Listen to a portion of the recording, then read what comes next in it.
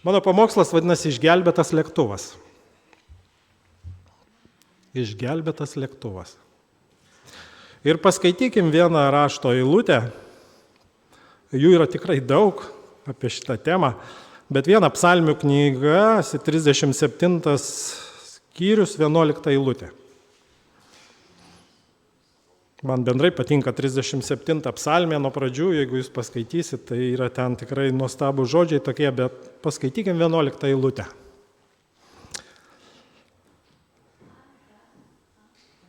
Bet romieji paveldės žemę ir gėrėsis taikos apstumu.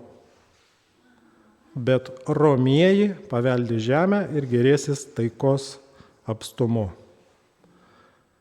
Jūs žinote taip pat, Jėzus kalno pamoksle, pradėdamas kalno pamokslą, 3 eilutė buvo palaiminti kokie? Romieji. Jie paveldės žemę. Palaiminti romieji, laimingi romieji, laimingi. Ir aš šiandien noriu kalbėti apie romumą, bet prieš tai noriu, kad mes prisimintume tokią istoriją iš praeities, kuri vyko 1982 metais, birželio mėnesį. Istorija, kaip lėktuvo piloto romumas padėjo išgelbėti lėktuvą, 263 žmonės, 248 keleiviai ir 15 ekipažo narių. Šis įvykis dar vadinamas kaip Džakartos incidentas. Jis įvyko, kaip minėjau, 1982 metais, birželio mėnesio 24 dieną. British Airways aviakompanijos lėktuvas Boeingas 747, tai yra didelis labai Boeingas, skrido iš Londono, Angliją į Naująją Zelandiją, Oklendą. Pakeliui lėktuvas turėjo keletą nusileidimų, kad pasipildytų degalų, atstumas labai didelis, prisipildytų dar kažkokių dalykų, maisto. Ir viskas vyko kaip ir gerai. Bet kada jie pakilo iš Kuala Lumpūro, Malaizijos sostinės, po kurio laiko jie įskrido į dūmų stulpą. Ir tai buvo virš Javos salos išsiveržusio vulkano, toks pavadinimas Galungungas. Vulkanas Galungungas virš Javos. Tai buvo pelenų debesis. Šis įsiveržimas tuo metu tęsėsi apie kelis mėnesius ir būtent tuo metu lėktuvas skrido virš šito ugnikalnio. Po truputį lėktuvo salone pasijuto dūmų kvapas. Per daug niekas nesijaudino, nes tuo metu lėktuve buvo galima dar rūkyti cigaretės. Bet kvapas vis stiprėjo, koks tai sieros kvapas, žmonės pradėjo nerimauti, stiuardesė pradėjo ieškoti priežasties, iš kur tie dūmai eina, niekaip nerado. Po kurio laiko pelenai iš vulkano, kurie tvyrojo ore, pradėjo užkimšti Boeingo variklius. Pirmiausia, užgeso 4 variklis, po minutės 2, dar vėliau beveik kartu 1 ir 3. Pilotai paskaičiavo, kad be variklių lėktuvas dar galėtų skristi apie 23 minutės. Ir nuskristi apie 167 km. Lėktuvas leidosi vis žemyn, pilotai jau nusprendė, jūs galite pasiskaityti apie šitą įvykį, ten daugiau, aš daug labai nepasakosiu, jie kažkaip nusprendė, jeigu kas, tai lėktuvą nutupdyti ant vandenynų. Bet reikia kažkaip apversti jį ir jau artėjo prie žemės, jau kaip ir per vėlų, niekas šito nedarė ant vandenyno, kad nutrupdyti iki to laiko. Ir kiek parašyta bent jau, kad ir iki šiandien nieks nebandė nutupdyti ant vandens. Boeingas, kaip minėjau, buvo vienas iš didesnių lėktuvų. Žodžiu, lėktuvas leidžiasi, varikliai neužsiveda, laiko mažėja. Antras pilotas vis bandė užkurti variklius, bet niekaip neužsikūrė. Ir laivo kapitonas kreipėsi į keleivius. Vėliau šis kreipimasis, jį galima originalo anglų kalba rasti, kurį galima pavadinti, aš į lietuvių kalbą bandžiau išversti, sumenkintos situacijos įvertinimo šedevras. Reiškia, jisai taip sumenkino tą situaciją pilotas, kapitonas. Ir jis skamba taip. Ponios ir ponai, kalba laivo kapitonas. Pas mus nedidelė problema. Sustojo visi 4 varikliai. Mes darom viską, kas įmanoma, kad juos vėl paleisti. Tikiuosi, tai nesukels jum per daug nerimo.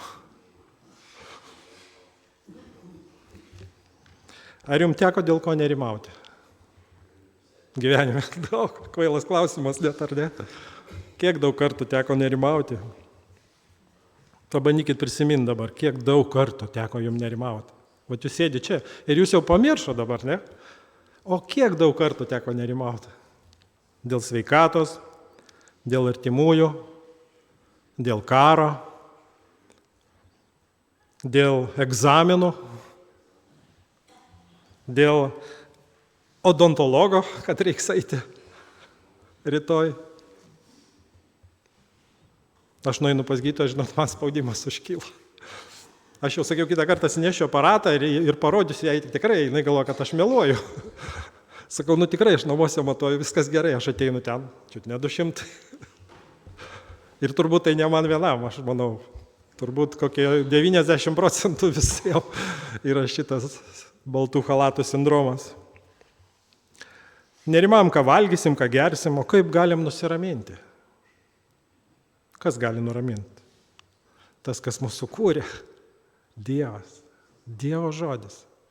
Pirmos eilutės, kurios mane nuramino, kad aš įsigijau šventą raštą, pradėjau skaityti nuo pradžių, visą Seną testamentą praskaičiau ir atsiverčiau Mato Evangeliją, pradėjau ir taip skaitau, pažvelkite į paukščius, į lelijas, jie nei sėja, nei pjauna, bet Dievas jais rūpinasi, jis dar labiau pasirūpins jumis, mažatikiai.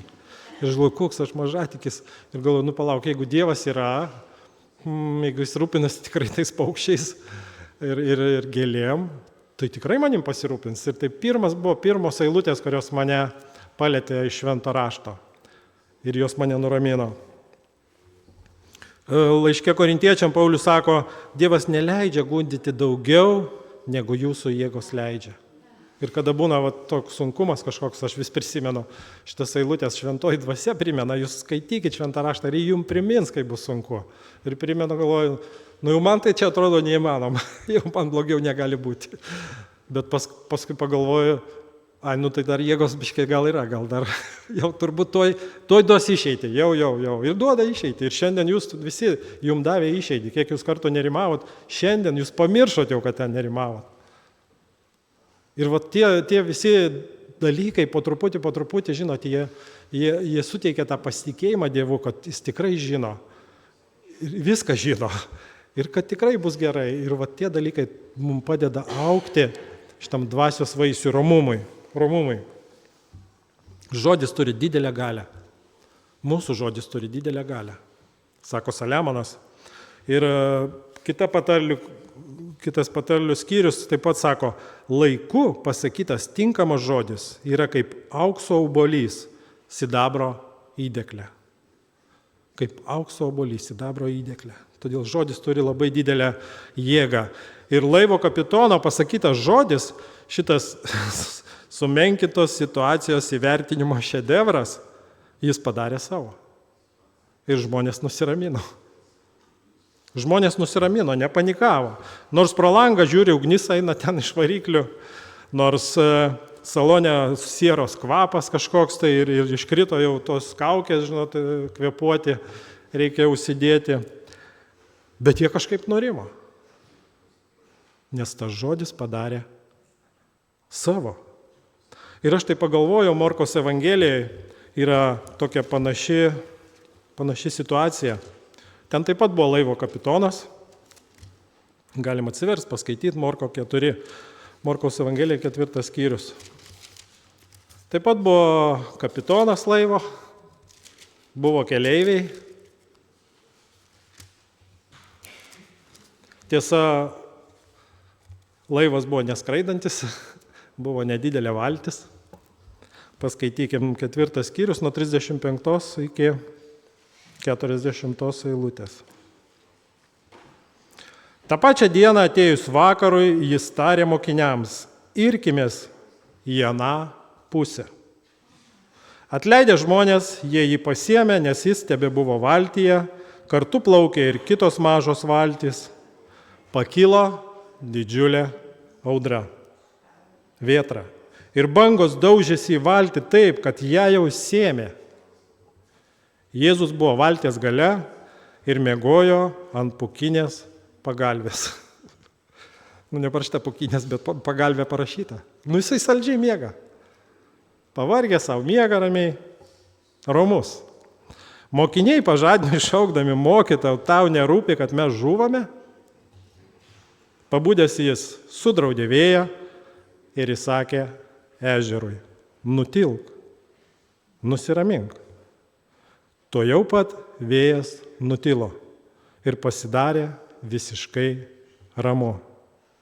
Jis jiems tarė: kodėl jūs tokie bailūs, ar vis dar neturite tikėjimo? Tikėjimo. Ir šiandien Jėzus sako tau ir man: nusiramink, nusiramink, nusiramink. Gal atrodo audra, egzaminai, gal šeimoje yra kažkas negerai. Gal jūs susipykot vakar su savo žmona ar vyru. Jūs nežinot gal ką daryti su savo vaiku. Jėzus sako: nusiramink, aš viską žinau. Ir čia yra parašyta, ką reikia daryti, kaip elgtis šeimoje, kaip elgtis darbe, kaip elgtis su mokesčiais. Viskas yra parašyta. Tiesiog reikia taip daryti ir nusiraminti. Sako, juk negalim savo rūpesčių bent sprindį pridėti savo ūgio. Ar galim pridėti ūgio, nebent uždėti batus aukštais kablukais.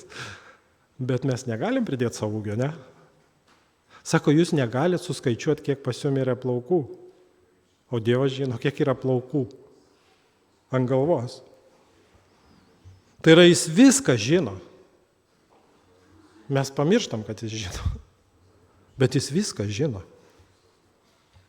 Ir jis sako, šiandien aš esu tavo laivo gyvenimo kapitonas. Jeigu tu pasirinkai, aš esu kapitonas. Mes sakoma, jis turbūt miega, reikia prižadinti. Prižadinkim, jeigu reikia. Ir jis nuramins.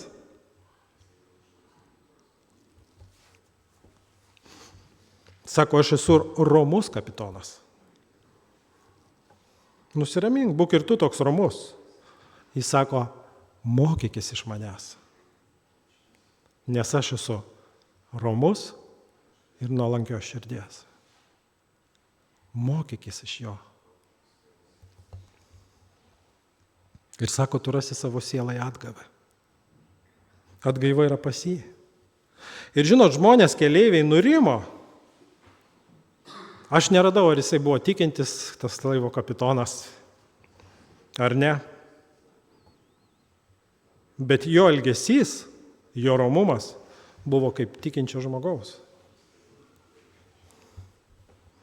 Ir nors lėktuve sieros ir dūmų kvapas, varikliai neveikia, lėktuvas tiesiog krenta žemyn po truputį, žmonės nusiramino. Ir kada jau lėktuvas buvo taip žemai, kritinė situacija, antras pilotas, kuris vis bandė užkurt variklį, kūrė ir variklis vienas susikūrė. Pasirodo, kada lėktuvas nusileido taip žemai, kad pasikeitė temperatūra ir kažkaip variklis tas apsivalė nuo žemesnės temperatūros, nuo šiltesnio oro. Ir vienas variklis užsikūrė. Nes jie buvo užsikimšę, jie išsivalė, pradėjo veikti, pradžioje įsivedė 4, po kurio laiko 3, o vėliau likę 2 varikliai. Lėktuvas vėl kilo į reikiamą aukštį. Ir jis, aišku, nusprendė nusileisti artimiausią Džakartos oro uostą. Bet čia dar ne pabaiga pasakojimo. Dievo žodis sako, kad per daug išmėginimų turi pereiti žmogus, ar ne? Nes dar jisai nėra ramus, reikia dar išbandyti, dar. Per daug išmėginimų mes turime įeiti į dangaus karalystę. Pasirodo, kad daugelis prietaisų lėktuvė išėjo iš rikiuotės. Ir autopilotas, kuris nuleidžia lėktuvą, jis neveikia ir nebuvo galimybės jį nuleisti. O priekinis stiklas buvo visas užneštas vulkano pelenais. Ir praktiškai beveik nieko nesimatė. Jums turbūt teko žiemą, man dažnai tenka žiemą skubėti į darbą. Tu atsikeli ir galvoji, kuo greičiau nuvažiuoti. Ir taip žiemą atsikeli, o visas užšalęs ateini. Taip pragramdai truputį. Ir taip žiūri, bet tokia maža skylutė, už kurį galvoji, gal kažkaip greit atšils. Ir aš girdėjau, kad Švedijoje, man atrodo, yra didelė bauda, jeigu automobilis važiuoja su apšalusiais langais. Pas mus tai labai daug kas važiuoja. Apsnigta ten apšalę, beveik nieko nemato ir po to, aišku, avarija. Bet va ta maža tokia skylutė, tu prie ją žiūri, kaip žinot, kaip tokiam tanke, žiūri ir taip ir važiuoji. Ir tokia maža skylutė buvo lėktuve ant priekinio stiklo. Ir pilotai leidos tokiom ekstremaliom situacijom. Ir maždaug 21:30 tuo laiku reisas BA009 įvykdė nusileidimą, sėkmingą nusileidimą Džakartos oro uoste. Nė vienas iš 247 keleivių, 15 įgulos narių nenukentėjo. Aš jaučiu, kaip džiaugiasi šitie žmonės. Aš jaučiu, kaip jie plojo, kartais lėktuvė ploja, dabar tokios nėra tradicijos, bet kada lėktuvas nusileidžia anksčiau, tai visi ploja. Galim mes paploti kartu dabar Dievui? Galim paploti? Dievui! Jėzus yra mūsų kapitonas, gyvenimo kapitonas. Aš galvoju, dabar turbūt mūsų broliai sėkmininkai džiaugtųsi, sakytų, va, baptistai irgi. Broliai sėkmininkai. Taigi, žinot, šitą istoriją, kada ruošiausi, mane taip įkvėpė. Ir namuose aš ruošiausi ir aš norėjau paploti Dievui. Taip iš tikrųjų norėjau paploti ir paplojau. Ir taip laivo kapitono romumas padėjo išgelbėti ne tik žmonės, bet ir lėktuvą. Lėktuvas buvo suremontuotas ir ten istorijoje rašo, kad jis dar skraidė iki 2004 metų. Tai yra beveik 20 metų tas lėktuvas skraidė. Kasgi per savybę yra ta romumas? Romumas. Apie ją tikrai labai daug rašo raštas. Tikrai labai daug eilučių ir aš dėl laiko tiesiog neskaitysiu, bet jūs galite pasižiūrėti. Radau tokį apibrėžimą. Romumas – tai asmenybės savybė, kuri reiškia nuolankumą, švelnumą, kantrybę ir ramybę, ypač susidūrus su neteisybė, provokacijom ar kitais sunkumais. Nuolankumą, švelnumą, kantrybę, ramybę susidūrus su sunkiom situacijom. Romus žmogus nepuola į pyktį, nekeršija, bet reaguoja oriai, ramiai ir dažnai atlaidžiai. Oriai, ramiai ir atlaidžiai. Ir tai nėra silpnumo ženklas. Priešingai, vidinės stiprybės išraiška. Romus žmogus geba suvaldyti emocijas ir nesileidžia valdomas pykčio ir egoizmo. Ir mes girdėjome istoriją, kaip romumas padėjo išgelbėti lėktuvą, jo keleivius. Dabar noriu prisiminti dar vieną istoriją. Priešingą istoriją. Kai piktis nesusivaldymas pražudė daugiau kaip 100 žmonių. Nors mano, kad 2 daugiau. Tai vyko truputį vėliau, 1989 metais, 89, kada pradėjo griūti Tarybų sąjunga. Uzbekistane toks derlingas rajonas Ferganos srityje prasidėjo konfliktai. Konfliktai tarp vietinių uzbekų ir čia gyvenančių turkų. Tai tikra istorija, taip pat galite rasti. Pagyvenusi uzbekė moteris į turgų atnešė braškių, prie jos priėjo turkas, pradėjo kalbėtis, paklausė, kokią kainą. Turkui kaina pasirodė per didelė, jis užpykęs apvertė lėkštę su braškėm. Šalia buvo giminaičiai uzbekės, jie pradėjo muštis kartu su tuo turku. Tada turkų draugai pradėjo užstoti, įvyko muštynės didelės, miestelėje įvyko konfliktas, kuris tęsėsi kelias savaitės. Ir žuvo virš 100 žmonių. Degė namai, daužė automobilius, buvo iškviesta armija, nelabai ką galėjo padaryti, vyko teismai, buvo daug nuteista žmonių ir 2 žmonės net gavo mirties bausmę. O nuo ko viskas prasidėjo? Lėkštelė braškių. Aš taip pagalvojau šeimoje, kada žmonės skiriasi, žinot, nuo ko viskas prasideda. Aš taip, aplinkui žmonės matau, kurie skiriasi. Tikrai prasideda nuo mažo dalyko. Kada atsiranda tas mažas dalykas, paskui 2, 3, 4, taip auga, pradeda nekalbėti. Dabar tokią laidą girdėjau, sako, ar gerai yra nekalbadieniai. Ir žmonės skambino, ten kalbėjo, savo patirtimi dalinosi, sako, ir visi sako, nieko gero. Tai neveda nieko, tai yra aklavietė. Savaitę nekalbėti yra aklavietė. Ir ten viena moteris sako, mes išsiskyrėm su vyru. Net. Reikia kalbėtis. Ir taip paprastai būna dėl mažo dalyko, po to jis auga už didelį ir žmonės net neprisimena, dėl ko viskas įvyko, dėl ko įvyko, dėl ko šiandien vyksta. Dėl ko vyksta? Dėl to, kad žmogus yra nuodėmingas. Dėl to, kad nuodėmė yra žmogaus širdyje, žmogaus širdis yra sugedus. Kiekvieno žmogaus širdis yra sugedus. Ir jeigu atsukti atgal ir paklausti tos žmonės, ar jie norėtų pakartoti, tikrai nemanau. Tikrai nemanau. Bet tai piktis ant pykčio ir toks, žinot, liūdnas rezultatas dėl lėkštės braškių.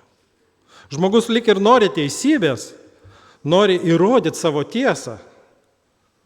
Taip dažnai, žinot, krikščionys susitinka vieno ar kito mokymo, vienos denominacijos ar kitos, ypač anksčiau buvo čia Kaune, tu sutinki žmogų ir iš karto jisai, žinot, nori susipykti. Aš džiaugiuosi, kad dabar situacija yra geresnė. Nori įrodyti savo tiesą, kad reikia va taip, arba taip, arba taip. O žiūri į žmogaus gyvenimą, žiūri į šeimą, į vaikus, žiūri, kad ten nieks nevyksta, vaisių nėra. Nėra vaisių. Bet Jėzus atėjo į žemę. Jis kentėjo ir numirė. Už žmonių nuodėmės. Už tavo nuodėmės jis numirė. Už tavo ir mano. Kad suteiktų naują gyvenimą, naują gimimą iš aukštybių. Ir kada šventoji dvasia apsigyvena šioje šventykloje, ne šitam pastate, žmogaus širdyje, žmogaus kūne, ir tada pradeda keisti širdis. Tik tada pradeda keisti širdis. Apaštalas Petras sekminių dieną sakė pirmą savo pamokslą. Jūs galite paskaityti, aš daug kartų jį skaitau, atrodo nieko ypatingo. Pirmas pamokslas. Ir jis priminė pranašo Joelio žodžius. Sako, paskutinėmis dienomis aš išliesiu savo dvasios kiekvienam kūnui. Ir Petras sako, tai vyko šiandien. Ir šiandien tai vyksta. Bet reikia žmogui nusižeminti, o taip sunku nusižeminti. Ir atsiprašyti Dievo, atsiprašyti kito žmogaus. Atleisti taip sunku. Ir tas pamokslas, žinot, tai paveikia tada tos žmonės, jie sako, ką mums daryti? Ką reikia daryti? Petras pasakė, atgailaukit. Ir kiekvienas te pasikrikštyje Jėzaus Kristaus vardu, kad būtų atleistos nuodėmės ir kad jūs gautumėt šventosios dvasios dovaną. Romumas yra šventosios dvasios vaisius. Kad jis būtų tavyje, tau reikia gimti iš naujo, atgailauti ir pasikrikštyti Jėzaus Kristaus vardu, kad būtų atleistos nuodėmės ir kad tu gautum šventąją dvasią dovaną. Šitą dovaną. Romumas yra vienas iš dvasios vaisių. Jei tu padarėjai atgailą pasikrikštėjai, romumas turi pasireikšti tavo gyvenime. Ar jis pasireiškia? Ar tai yra? Nes būtent romumas padeda pereiti tokias sunkias situacijas. Ir net išgelbėt kito žmogaus gyvybę.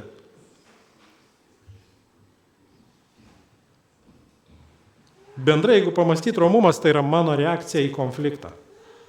Kokia yra mano reakcija į konfliktą?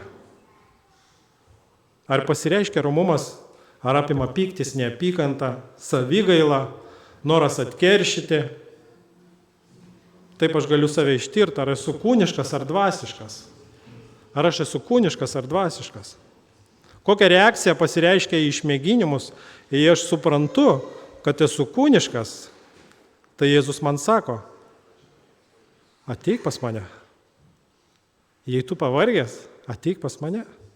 Jei tu apsunkintas nuodėmės, ateik pas mane ir aš tave atgaibinsiu. Jėzus sako, ateikite pas mane, ateikite. Taip atrodo paprastai, o žmonės nenori ateiti. Jie nori kažkaip tai tos stebuklingos piliulės, tos vaisto kokio to, tu paimi ir tau viskas gerai. O Jėzus sako, ateik pas mane, mokykis iš manęs, sako, nes aš romus ir nuolankios širdies. Ta mes esam šiandien bažnyčioje, kad mokytumės iš Jėzaus būti romiais ir nuolankiais. Šeimoje, darbe. Jėzus buvo romus ir nuolankios širdies. Jis buvo romus iki mirties. Iki mirties. Man tai sunku suvokti.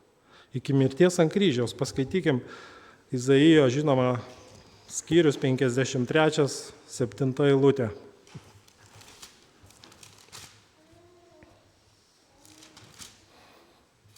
Eilutė, kurią skaitė, žinote, Etiopijos Kandakės dvariškis ir Pilypas priėjo, ar sako, tu supranti, ką skaitai?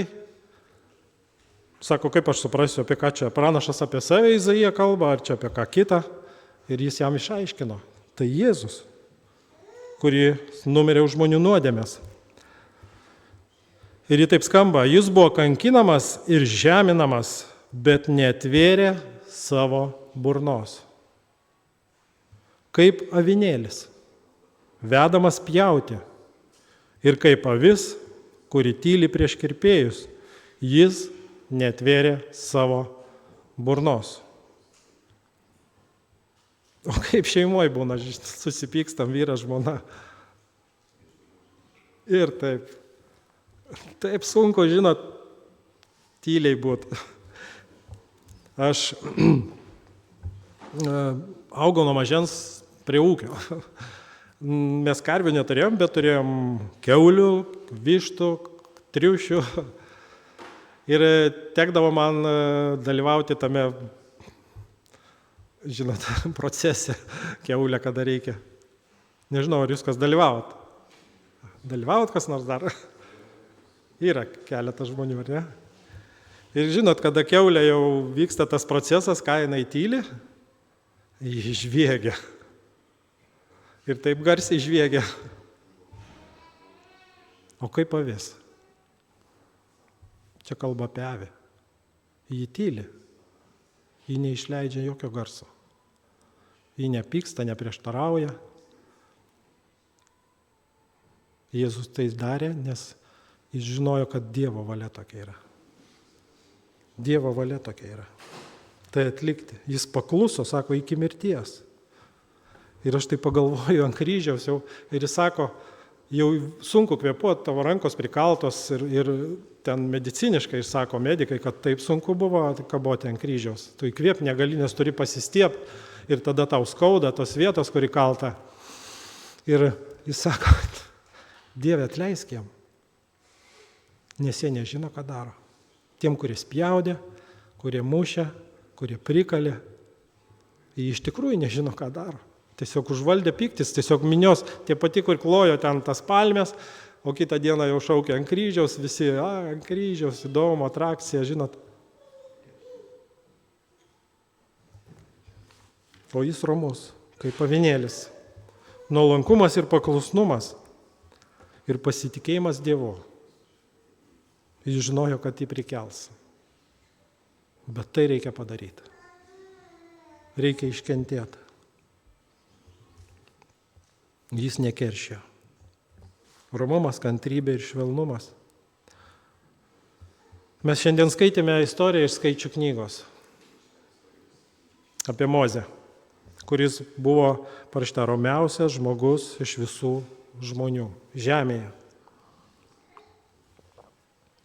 Ir čia mes matom puikų pavyzdį. Buvo konfliktas, buvo reakcija ir buvo rezultatas. Kaip ir būna pas mus. Mozė nuolatos turėjo konfliktų su žmonėm, su Izraelio tauta. Dar būnant Egipte.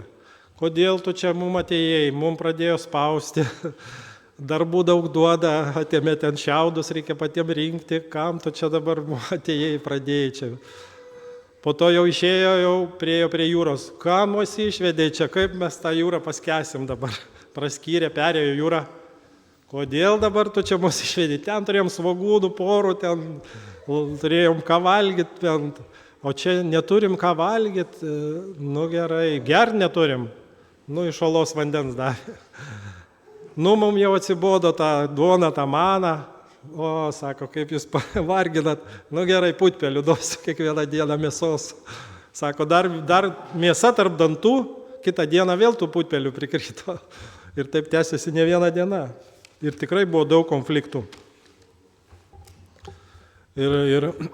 Bet Mozė atsakydavo, ką aš? Mane Dievas siuntė. Pas Dievą kreipkitės.